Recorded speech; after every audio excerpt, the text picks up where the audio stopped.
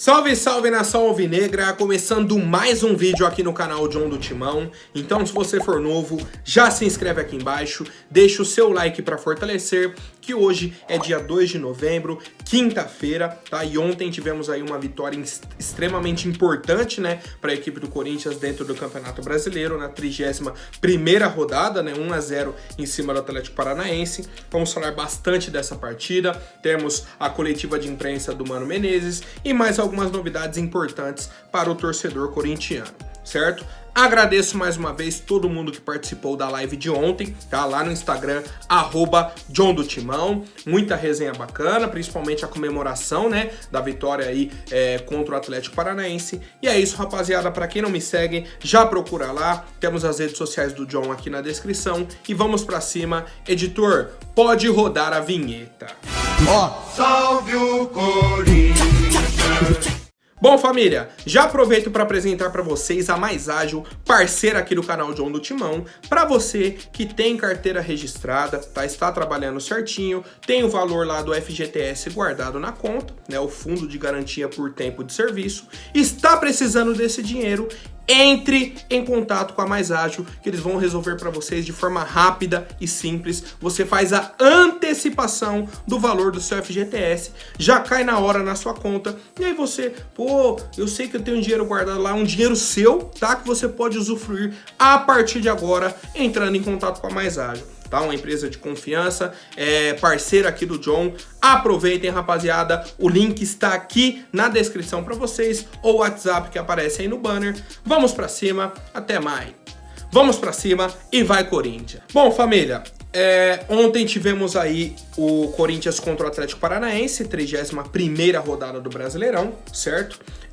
Para as alterações, né, que tivemos aí no time do Corinthians, as ausências, né, do Fausto Vera e do Fábio Santos, tivemos o Gabriel Moscardo e o Matheus Bidu, tá? Mano Menezes deu um voto de confiança aí pro Matheus Bidu, que foi bem, tá? Foi bem na partida de ontem, razoavelmente dentro das possibilidades do próprio Matheus Bidu. Saiu no segundo tempo, né, para a entrada do Caetano. Caetano a gente já viu que é um jogador muito técnico, só que é um cara lento para jogar de lateral, certo? Ele tem ali as características para jogar de zagueiro, tá? Então acho que não foi, que na verdade foi por isso que o Mano Menezes optou por manter o Matheus Bidu, tá? No mais, o time do Corinthians que vem jogando, né, com o Romero, com o Yuri ali no ataque, Juliano, Renato Augusto, e vou falar para vocês, não foi uma atuação brilhante, não foi surreal, 200 chances pro Corinthians, não. Foi um jogo seguro, foi um jogo em que o Corinthians, hora nenhuma, perdeu o controle da partida. Foi um jogo em que a gente não tomou gols e, no momento que tivemos uma oportunidade, fizemos o gol e garantimos os 3 pontos. Tá? Então, naquilo que a gente vinha falando sobre a questão da evolução, do amadurecimento da equipe, da experiência, parece que estamos no caminho. Tá? Obviamente está longe do ideal, principalmente em questão de atuação do time, tá? A gente espera que o Corinthians produza mais, que crie mais oportunidades, mas, por exemplo, ontem tivemos uma defesa assim do Cássio, que foi o chute do Vitor Bueno, tá? Uma defesa assim mais perto ali. De resto, não tivemos aquela grande chance do Atlético, uma bola na trave, uma defesa milagrosa, não tivemos. Só que o Bento também não fez, tá? Nesse sentido de volume de jogo do Corinthians. Até que chega o segundo tempo, tá? Um lançamento do Cássio, Wesley divide com o marcador, né? Temos ali o domínio, a posse de bola para o Atlético Paranaense. O Matheus Bidu vai, rouba a bola, tá? Divide, rouba a bola. Então aí já um primeiro erro do Atlético Paranaense. Perdeu a bola ali na lateral, uma bola que estava dominada, tranquila. Matheus Bidu roubou a bola, vem, erra o cruzamento, tá? Isso precisa ser dito. Ele erra o cruzamento, que ele dá a bola rasteira no primeiro pau pra ninguém. O Yuri tava lá no segundo pau e quem tava chegando na entrada da área. Não era ali onde ele cruzou. Bateu rasteiro pro meio da área, o Thiago Heleno foi cortar. Cortou para trás, a bola subiu, mas foi para dentro da área do Atlético. O Yuri dividiu com o zagueiro, cabeceou pro gol. Só que ele cabeceou para baixo, a bola pingou, subiu. Pingou, subiu. O Bento vem para encaixar, furou. Furou. E aí, sabe o que é mais engraçado? Se o Bento fura, vira para tentar correr para pegar a bola, vê o companheiro e sai, o Corinthians não teria feito gol. Tá? Não teria feito gol. Só que o Bento vai pra tentar salvar e o zagueiro vai junto. O zagueiro chuta, o Bento bate na bola, entra, gol do Corinthians. Tá? Então 1-0 aí, é num lance extremamente bizarro, uma falha enorme, principalmente do goleiro Bento, tá? Que garantiram os 3 pontos aí pro Corinthians. Lembrei aqui que tivemos uma chance no primeiro tempo com o Romero, na verdade com o Yuri, né? Ele dividiu ali com o goleiro Bento, sobrou no Romero, ele finalizou, o zagueiro tirou em cima da linha, mas foi até um chute fraco, tá? Do Romero, no meio do gol e tudo mais, mas assim... como eu falei, a questão da maturidade, da obediência tática, em nenhum momento estivemos desesperados no jogo. Tivemos a entrada do Wesley, que foi muito bem. O Matias Rojas deu um volume ali para a equipe. Tivemos a segunda chance com o Yuri, que ele carrega e chuta para fora, já exausto, cansado. Um ótimo jogo do Yuri também, tá? E principalmente a dupla de zaga, que para mim foram os jogadores que mais evoluíram com a chegada do Mano Menezes. Gil e Lucas Veríssimo. Uma ótima partida do Gil ontem, uma ótima partida do Veríssimo e uma sequência bacana desses dois jogadores, tá? Uma sequência bacana de atuação desses dois atletas que vem auxiliando o Corinthians na diminuição de gols tomados, e isso ajuda na confiança, na construção dentro da própria partida, tá? Então assim, parabéns aí à nossa equipe. Gostaria de falar aqui sobre cada jogador, falei bastante ontem na live também, né? Mas gostaria de saber a avaliação de vocês sobre a partida de ontem, o que acharam dessa vitória do Corinthians, que nos coloca agora na 11ª colocação. Temos outras partidas, né? São Paulo joga hoje, o próprio Cruzeiro, o Vasco, o Cuiabá, temos aí mais 3 partidas hoje para finalizarmos a 31ª rodada do Campeonato Brasileiro. Para finalizar sobre o jogo aqui, questão assim mais direta, tivemos ontem 29 mil pessoas na Neoquímica Arena, quase 30 mil. E aí, um seguidor veio me perguntar, pô, John, por que diminuiu tanto o público na arena ontem? Pô, porque o jogo foi marcado para as 19 horas, dentro da cidade de São Paulo, tá? Então, num horário de pico, sai todo mundo do trabalho às 18 para pegar metrô, para pegar carro, as principais avenidas, rodovias, marginais, metrô, trem. E não podemos esquecer que ontem era véspera de feriado. Então junta o horário de pico da cidade de São Paulo, que já não é coisa fácil, com uma véspera de feriado. E aí o que eles decidem? Pô, e se a gente colocar um jogo nesse mesmo horário? Pro pessoal atravessar a cidade, rodar para ir pro jogo. Tanto que o próprio narrador falou, tava no intervalo do jogo, ainda tava chegando gente. Que era 7h45, né? Ali perto das 8 horas, chegando gente ainda. E teve gente que falou, pô, eu comprei ingresso e não consegui chegar. Ia chegar já pro fim do jogo, eu acabei nem indo. Sabe o que é o pior? Semana que vem temos outro jogo na Neoquímica Arena, quinta-feira, 7 horas da noite. Tá? Então parabéns para quem montou o planejamento, principalmente para quem aprovou essa palhaçada de jogo 7 horas da noite dentro da cidade de São Paulo. Foi de uma vergonha sem tamanho, rapaziada. Bom, agora vamos falar sobre a coletiva de imprensa do Mano Menezes, tá? Ele trouxe aí essa questão do momento do Corinthians, né? Dessa questão das vitórias, parou de perder jogos e que isso é muito importante. Vou pegar aqui a fala dele. A gente tem bastante rodagem no futebol para entender as dificuldades que uma equipe passa, o que isso significa em termos de pressão construída pela gente mesmo, não é nem pelo torcedor. Você se sente assim quando os resultados vão se adiando, aumenta o grau de dificuldade para os pontos. O que mais nos tranquilizou foi aquilo que a equipe fez no domingo contra o Santos. Senti que a equipe saiu confiante do clássico, mesmo não tendo conseguido vencer. Ela sentiu que jogou melhor, que entregou um jogo mais qualificado. Esse é sempre o caminho para a retomada, tá?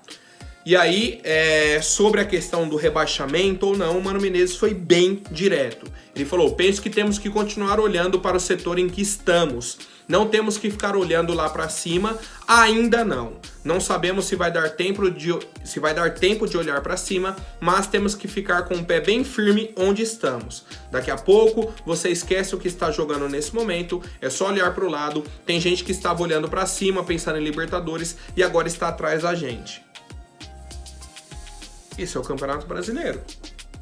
O pessoal me perguntou ontem. Pô, John, você acha que o Corinthians briga por uma vaga na Libertadores? Eu falei, de jeito nenhum.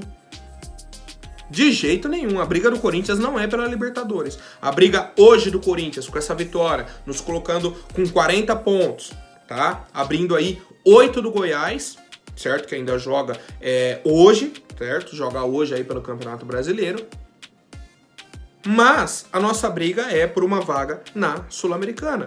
É garantir uma vaga na Sul-Americana do ano que vem e acabou. A vaga da Copa do Brasil provavelmente vai estar garantida através do Palmeiras ou do Bragantino, né? Se eles ficarem aí no G4 do Campeonato Brasileiro e ponto, tá? E ponto. É isso que o Corinthians precisa pro ano que vem. Aí você tem calendário, aí você monta um planejamento e tudo mais para 2024. Não dá pro Corinthians ficar, ai, e a Libertadores? Não dá. O foco do Corinthians é distanciar cada vez mais da zona do rebaixamento e garantir ali a vaga na Sul-Americana. Caso chegue ali, faltando 1, 2 rodadas, tá próximo, dá pra tentar? Beleza. Caso contrário, mantém o planejamento de agora, tá? Mantém esse planejamento, porque não dá pra ficar sonhando com Libertadores, com isso e aquilo, e a gente está lutando pra ter o básico, tá? Que é um time estruturado, um time com padrão de jogo, que é o que a gente vem olhando agora, é o que a gente vem observando, uma melhora, uma padronização, um ritmo melhor da equipe dentro de campo, uma confiança, tá? Então, eu acho que é esse o caminho. Não dá pra almejar muito lá na frente não, porque a temporada está para acabar, temos mais 7 jogos apenas, então o foco é se preparar para 2024 e eu quero saber a opinião de vocês, rapaziada. Bom, o Mano Menezes comentou aí sobre o posicionamento do Renato Augusto, tá? Ele falou, é necessário que ele esteja mais à frente, se não estiver, não temos chegada de área. O time precisa de uma força ofensiva, de acabamento das jogadas. Se o Renato vir armar a todo momento, quem que vai chegar para concluir a jogada? Temos o Yuri, o Romero, o Juliano, que também é meia, e mais ninguém. Não adianta chegar bem no último terço se não tivermos força para concluir a jogada. É importante o Renato estar nesta função, ele define bem, tem muita qualidade. Tá? Então aí essa questão do posicionamento do Renato, né, que muitas vezes vem buscar a bola no pé do zagueiro, no pé do lateral. A jogada roda, cadê o Renato perto da área? Na linha da área, tá longe. Tá? Então o Mano já enxergou isso, quer corrigir isso, quem tem que organizar são os volantes. Os volantes acham os meias próximos da área, que eles vão achar ou o atacante ou vão definir. Tá? Então esse é o principal movimento que o Mano Menezes quer que o Renato Augusto faça. E aí, no fim do jogo, né, na zona mista ali já, o Renato Augusto vem novamente para a entrevista. E aí, cara, eu tô com a pulga atrás da orelha sobre essas últimas declarações do Renato. Falei aqui ontem, Renato comentou aí que quer renovar e tudo mais, mas que vai chegar um momento que ele vai começar a ouvir outros clubes, outras situações. Beleza. Isso depois do jogo contra o Santos. Ontem ele falou o seguinte: é difícil dizer quanto tempo ainda posso ajudar. Sei que mais um ano consigo ajudar bastante, me manter. Claro que não depende de mim, mas é algo que eu espero. Se não acontecer, vai ficar o amor, o carinho, nada vai apagar o que já foi feito e vivido. Com certeza vai ficar no meu coração com todo carinho. Pô, o Renato na 31ª rodada já fala em tom de despedida. Primeiro ele coloca que mais um ano ele consegue ajudar bastante. Primeira pergunta que eu tenho aí pro Renato, tá? Já em cima dessa fala dele. O que é ajudar bastante pra você? O que é ajudar bastante? Igual essa sua temporada de 2023 pra mim não é ajudar bastante, tá? Porque você é um cara que tem um salário extremamente alto e nos principais momentos do clube você esteve fora. Você não esteve 100%, não esteve saudável. Tá? Então esse é o ponto. Mais uma vez, para quem não entendeu ainda, a minha crítica ao Renato não é técnica, é física. O Renato, se estiver bem fisicamente, é craque. Tecnicamente ele é absurdo, acima da linha, acima da média, tá? Mas fisicamente ele é um cara que compromete. Ontem, mais uma vez, chega 10 do segundo tempo, o Renato já estava fora do jogo, tá abaixo da rotação, não tem como, tá? E aí, por fim, ele fala, se não acontecer essa renovação, fica o carinho, o amor, nada vai apagar o que foi feito, com certeza vai ficar no meu coração todo o carinho. Cara, já meio que num tom de despedida, sabe? Meio que já comentando, lamentando. Tá muito estranho isso, viu? Muito estranho, e eu quero saber a opinião de vocês, rapaziada. O que deve acontecer com o futuro do Renato Augusto? Será que alguém falou alguma coisa pra ele que não vai renovar? Será que já deram aí um direcionamento pra ele? Ó, pode procurar outro clube, porque tá estranho, viu? Duas coletivas seguidas que ele chega aí pra falar. Uma ele fala que, ó, se não renovar, vou procurar outro clube. Agora ele já meio que num tom de despedida. Ah, ninguém vai pagar o que eu fiz pelo clube. Estranho, viu? Bem estranho. E eu quero saber a opinião de vocês, família. Bom, rapaziada, agora falando sobre as eleições do Corinthians, temos o Milton Leite, tá? Que é vice na chapa aí do André Negão. E ele também é o presidente da Câmara dos Vereadores da cidade de São Paulo, tá? Então ele está aí envolvido na política do Corinthians e na política padrão aí da cidade de São Paulo. É vereador aqui de São Paulo. Beleza. Na sessão, certo? Ele disse que recebeu uma denúncia contra o Augusto Melo, certo? E aí disse que vai apresentar essa denúncia na CPI da violência contra a mulher. A acusação contra o Augusto Melo seria de racismo e gordofobia. Segundo o Milton Leite, tem que convocar a vítima e convocar o Augusto Melo, de preferência antes do dia 25. Para quem não sabe, as eleições do Corinthians vão acontecer no dia 25 de novembro. Então o Milton Leite já coloca que queria essa CPI, já queria resolver essa situação do Augusto antes do dia 25. Qual que é o meu entendimento estando aqui de fora? Que eles estão com essa situação e o Milton Leite, que é vice do André Negão, quer acelerar para colocar o Augusto Melo em xeque. Tá? A candidatura dele em xeque. Pô, tá com acusação aqui, tá com isso, tá com aquilo. O Augusto Melo, tá, na época do debate com o André Negão, já havia respondido sobre essas acusações. Teve uma época que picharam o Parque São Jorge com essas acusações também de racismo e gordofobia contra o Augusto Melo, né? Que ele havia sido denunciado e tudo mais, só que não aparece mais nada. É só essa acusação. Não tem quem sofreu isso, não tem, aconteceu em tal situação, não tem mais nenhuma explicação, é só acusação. Ele foi acusado de racismo e gordofobia. Tá, cadê? Como que aconteceu isso? Alguém dá mais algum detalhe dessa situação? Tá? O Augusto Melo, na época, respondeu pedindo pro pessoal parar com fake news, tá? E eu sigo aguardando, tá? Eu sigo aguardando se teremos mais novidades nesse caso ou se é mais uma tentativa de malabarismo do pessoal da Renovação e Transparência, tá? Pessoal da chapa aí do André Negão e o Milton Leite. E eu quero saber a opinião de vocês, família. Agora, rapidinho, antes da última notícia, vou pedir para quem não for inscrito, se inscreva aí embaixo e já deixem um like para fortalecer. Rapaziada, o Augusto Melo, tá? Segundo aqui o Samir Carvalho, setorista aqui da equipe do Corinthians também, tá? Ele disse que o Augusto Melo, candidato à presidência do Corinthians, tem um projeto para 2024 para contratar um novo camisa 9 para o Corinthians, que se trata do Marcos Leonardo, centroavante da equipe do Santos. Tá? O desejo dele é contratar o Marcos Leonardo para 2024. Tá? E o candidato já tem até falado com pessoas próximas sobre esse desejo de contratar o garoto Marcos Leonardo. Agora vamos aos fatos. Marcos Leonardo está sendo procurado aí pelo Newcastle da Inglaterra. O Marcos Leonardo já teve proposta da Roma e o Santos recusou. O Santos espera aí entre 20 milhões e 25 milhões de euros pelo jogador.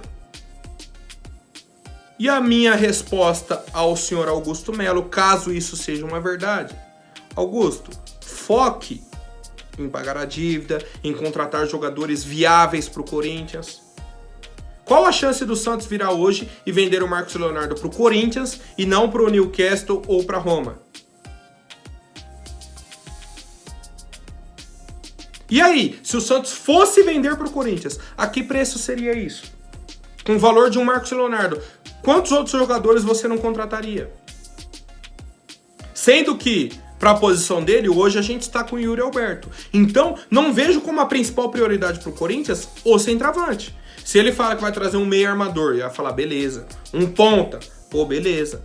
Um lateral esquerdo, um lateral direito, um zagueiro. A gente até pensaria, mas pô, um centroavante. E não é nem nada contra o Marcos Leonardo. A questão é, ele já recebeu proposta da Roma, foi recusado. O Newcastle tá de olho. O Newcastle põe uma proposta de 25 milhões de euros. De 20 milhões de euros. O Corinthians vai cobrir essa proposta? Então como que é interesse do Augusto Melo contratar o Marcos Leonardo para o ano que vem? Para mim é loucura, tá? Para mim é muita loucura nesse momento, tá? E o principal, isso daí sobre contratações e tudo mais, pode deslumbrar o olho de algum torcedor, mas do sócio que vai votar, não faz muito sentido, tá? Então essa é a minha resposta aí sobre o possível interesse do Augusto Melo na contratação do Marcos Leonardo, e eu quero saber a opinião de vocês, rapaziada. Por hoje é isso, amanhã eu volto com mais notícias sobre o nosso Coringão. Até mais, um forte abraço e vai Corinthians!